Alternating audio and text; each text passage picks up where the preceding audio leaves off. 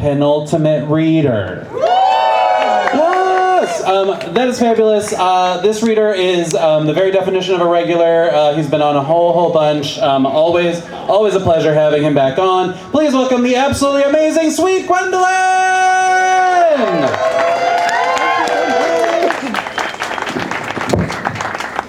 Hey! Alright, so content warning for upcoming food porn. I discovered something amazing in the past several years, which is that vegetables taste good. I legitimately did not know that. I grew up in the 80s and 90s. That was back before nutritionists knew the difference between good vegetable oil fats and bad animal fats like lard and butter.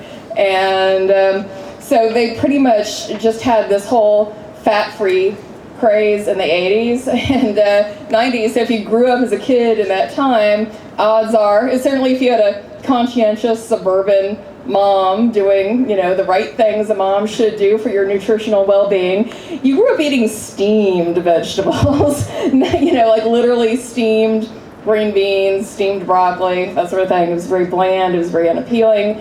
Eating vegetables was a chore. It wasn't fun. And so I was very pleasantly delighted to discover as an adult that vegetables actually can taste amazing. And I've been having a really good time going over this, and I'm going to spend most of this piece reading recipes, but I would like to set up a point that I would like to make with them first.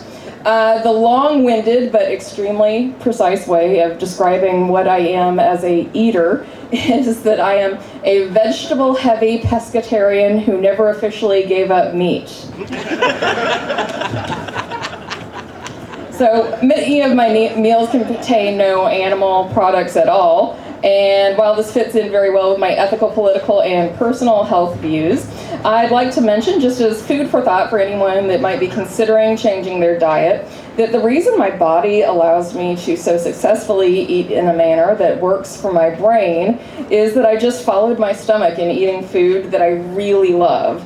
And I think that the other reason that I'm able to eat so little meat is because I never officially swore it off, and I'm technically a Flexitarian Pescatarian.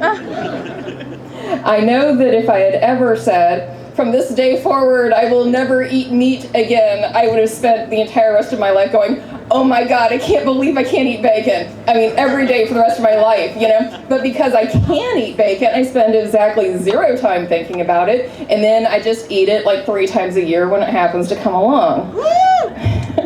The other point that I would like to make before reading the recipes is that I think that vegan food suffers from a really, really serious PR problem, because the word vegan is often synonymous with not very convincing meat and dairy substitute products, such as vegan cheese and vegan hot dogs. If someone were to offer you a vegan apple, you'd probably gasp, how did they find a way to screw up an apple? But the fact is that apples are vegan because, as produce, they contain no animal products, nor do many other far more elaborate and delicious meals that, rather than being less than substitutes for meals with meat, are actually the highly desirable, delicious end goals in and of themselves. So the following are recipes are glowing examples of eating well, tasting great. First recipe, yellow split pea fritters. The ingredients are yellow split peas, a yellow onion diced, chili diced, cumin, salt, turmeric, peanut oil, and fresh squeezed lemon. And what you do to make this is you soak the split peas overnight so they'll be soft, and you puree them in a blender with the diced onion and chili, work in the cumin and turmeric and salt, and form the paste into a patty, and then cook it in a frying pan with peanut oil, and squeeze the fresh lemon juice onto it and serve, and it is delicious. This is served as a standalone breakfast in a number of countries, but if you want to incorporate it into a meal, it goes very well with this sauteed spinach recipe.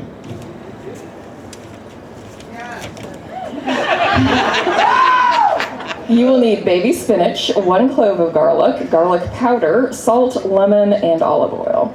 And you make this by, you drizzle some olive oil in the largest frying pan you have and add minced garlic and allow it to sit briefly to allow the garlic to sit briefly in the olive oil as it heats up in order to infuse the olive oil with the garlic flavor.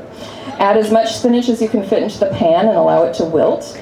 This will take 1 to 2 minutes, at which point sprinkle with salt and garlic powder and add a very small amount of lemon juice. And the reason you're using the garlic powder in addition to the fresh garlic is that they're both garlic, but they're different flavors of garlic, and the powder really just gives it that certain oomph into perfection.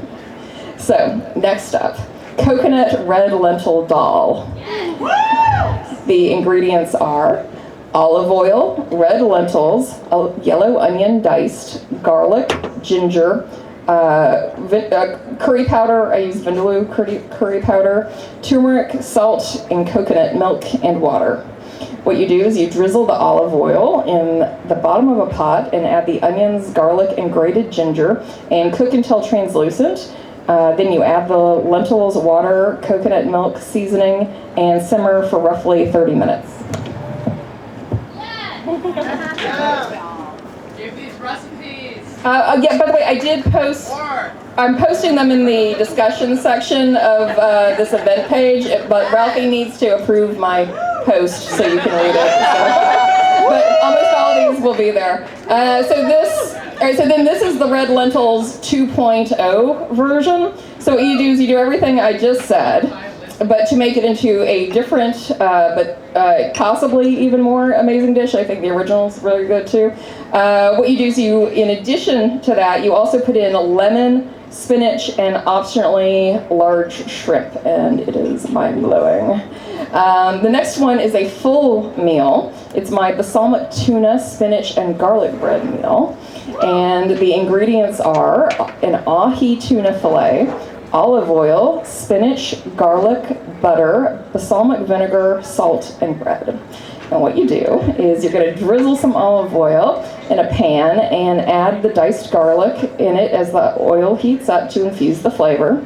You're going to pan sear the tuna fillet for about 30 seconds on either side in the olive oil and place it in an oven at 425 degrees for roughly 8 minutes. The goal is for the tuna steak to still be pink on the inside when it's ready. You're edging us.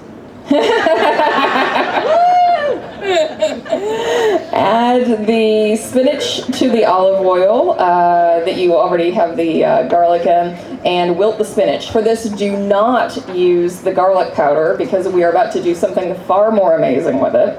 But while this is going on, meanwhile, what you want to do is take some diced garlic. By the way, a garlic press is a real time saver.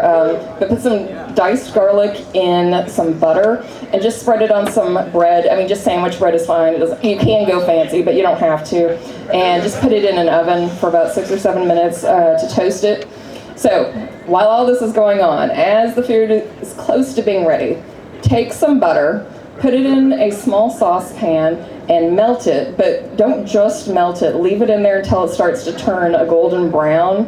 That's when you add the balsamic vinegar to it, stir to combine, and then serve it over the fish and the spinach, and then use the garlic bread to sop up all the juices at the end. Out of control.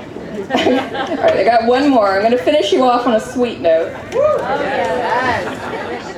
Apple pancakes.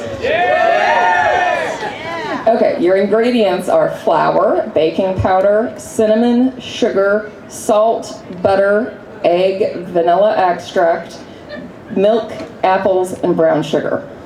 So you're going to combine all the pancake ingredients in a mixing bowl just like you would for a normal pancake, except for that you're adding minced apples and cinnamon. So that's already just like a far superior pancake than a normal pancake.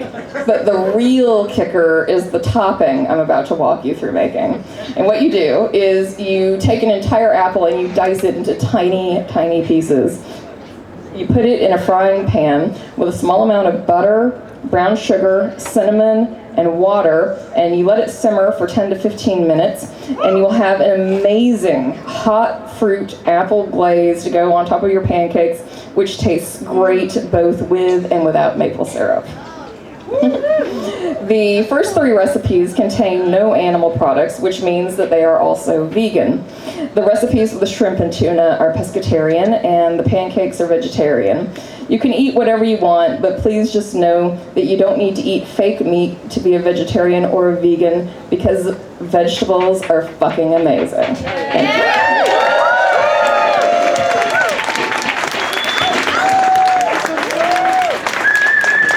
One more time, please, for sweet Gwendolyn! That is what I sound like all the time. There's like 45 seconds between somebody's like, hey, how are you doing? And I just start reciting what I've been cooking this week. That is exactly how I interact with people. Yeah, oh my God, cook at home, people. If you can, I understand, but like, try it. It's great. Everyone I talk to is just like shocked that people cook at home. Please, which is shocking to me in turn. Try it. So the pancakes recipe is now in the Facebook event, and I will continue approving all of those. So please go check those out. Yeah. Oh, fabulous. And the rest of them will be in the comments of the apple pancake recipe. So one more time, please, for sweet Gwendolyn, earning that name tonight. And are you ready for our final speaker?